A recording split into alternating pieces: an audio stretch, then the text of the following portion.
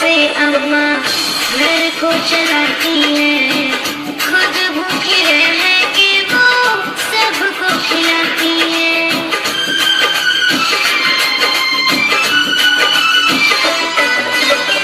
बड़ी मुश्किल से अम्मा घर को चलाती है, खुद भूखी रह के वो सबको खिलाती है। वादा करो अब से इसे, वादा करो अब से इसे छूऊंगा कभी ना।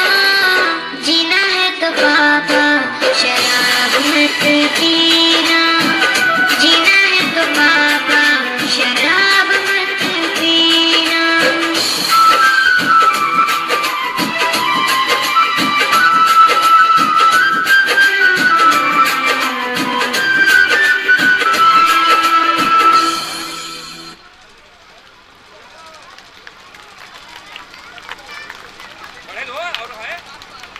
के 500 रुपया का पुरस्कार दिए हैं और सर एक संदेश दे रहे हैं।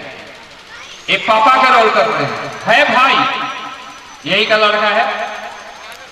एक छोटा सा लड़का जो रोल था वो भाग गया है मामा घर चल गया है ना। देखिए एक पापा का रोल किया है, बेटी का रोल किया है। सारी बेटियां इनकी बेटियां को अगर शराब पीते हैं आपको कुछ हो जाता है, होना ही होना है, मत दूरिए सर, होना ही होना है।